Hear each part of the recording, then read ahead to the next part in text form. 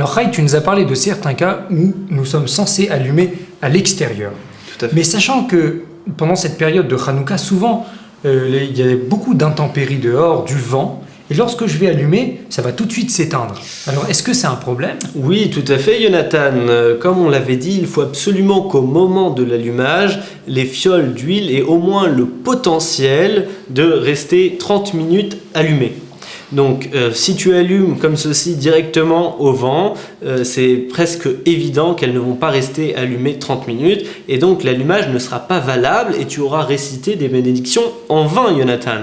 Donc, c'est la raison pour laquelle il faudra, lorsque l'on désire allumer à l'extérieur de la maison, acheter au préalable une boîte qui est spécialement conçue à cet effet. Donc, elle a la particularité d'être en verre, donc de manière à laisser apparaître les bougies de Hanouka, et aussi, comme vous pouvez voir sur le côté, où ici, elle laisse passer l'air de manière à ne pas asphyxier les bougies qui vont être insérées à l'intérieur.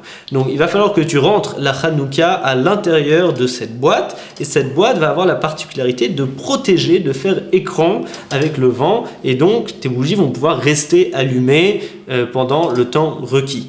Alors attention, une précision, Jonathan, il ne faudra surtout pas allumer la Hanouka et ensuite l'insérer dans la boîte, car nous avons dit que l'allumage est le plus important dans la mitzvah de Hanouka. Il faudra d'abord faire pénétrer ta Hanouka à l'intérieur. Donc pour ceci, on va d'abord lever la vitre. Donc je te laisse insérer ta Hanouka à l'intérieur de cette boîte. Comme ceci, voilà, je vais t'aider. Parfait, voilà.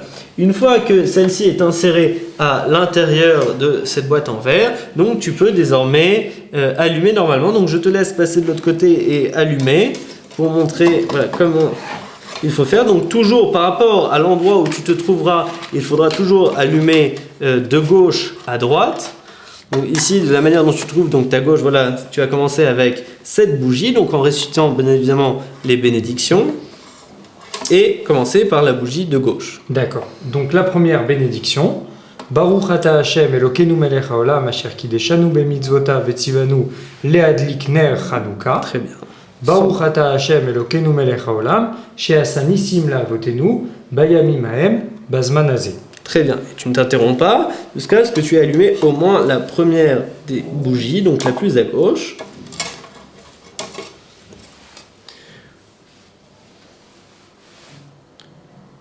Très très bien, donc je vois que tu attends que la bougie ait bien pris, que la flamme, voilà, c'est très très bien.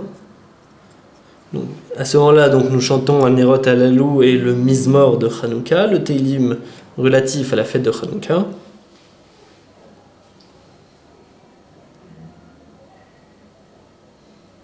Parfait, et tu concluras avec le Shamash, sans oublier le Shamash. Voilà.